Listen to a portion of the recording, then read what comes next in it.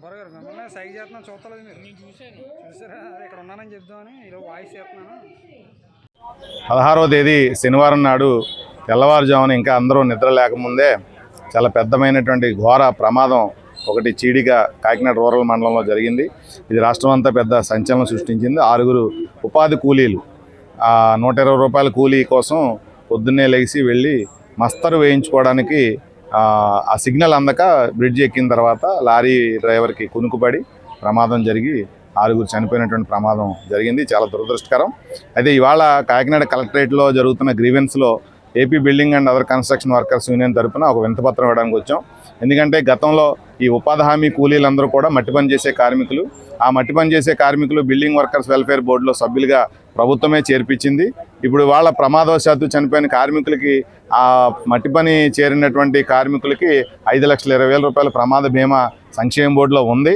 దాన్ని అమలు చేయాలని కోరుతూ, అమల్లోకి తీసుకురావాలని కోరుతూ ఇవాళ కాకినాడ కలెక్టర్ గారికి వినతిపత్రం ఇవ్వడం జరిగింది. ప్రభుత్వం కేవలం తూతూ మంత్రంగా చర్యలు తీసుకుని ఒక సంతాపం తెలియజేసేయడం వల్ల ఆ కుటుంబానికి ఏమీ లాభం ఉండదు.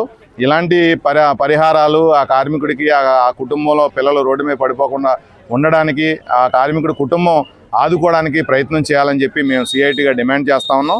లేని పక్షంలో ఎవరైతే బాధితులు ఉన్నారో బాధితుల్ని రోడ్డు మీద తీసుకొచ్చి ఆందోళన చేయించేటువంటి పని చేస్తాం. ఎందుకంటే న్యాయం కార్మికుల వైపు ఉంది, కార్మికుల పక్షాన ఉంది. సంక్షేమ బోర్డులో ప్రమాద బీమా చెల్లించాలని చెప్పి 96 యాక్ట్ చెప్తూ ఉంటే ఈ రాష్ట్రంలో కేవలం డెలివరీ, పెళ్లి మాత్రమే అమలు చేసి, సహజ మరణం మాత్రమే అమలు చేసి కూటమి ప్రభుత్వం చేతులు దులుపుకుంటా ఉంది. మేము డిమాండ్ చేస్తూ ఉన్నాం. చనిపోయిన ప్రతి కార్మికుడి కుటుంబానికి ఒక్కొక్కరికి 5,20,000 రూపాయలు AP building and other construction welfare board ద్వారా ఇవ్వాలి అని చెప్పి మరణ పరిహారాన్ని చెల్లించాలి. ప్రతిరోజు ఏదో ఒక మూల నిర్మాణ రంగంలో ప్రమాదం జరుగుతూనే ఉన్నాయి. వాళ్ళ కుటుంబాలన్నీ కూడా ఆదుకునేవాడు లేక రోడ్డును పడుతున్నటువంటి పరిస్థితి ఉంది. కాబట్టి మానవతా దృక్పథంతో ఆలోచించి రాష్ట్ర ప్రభుత్వం ప్రమాద బీమా లాంటి పథకాలన్నీ కూడా సంక్షేమ బోర్డులో అమలు చేయాలని చెప్పి సిఐటిగా డిమాండ్ చేస్తా ఉన్నాం. చెక్కల రాజ్ కుమార్, కార్యనిర్వాహక అధ్యక్షులు. Thank you.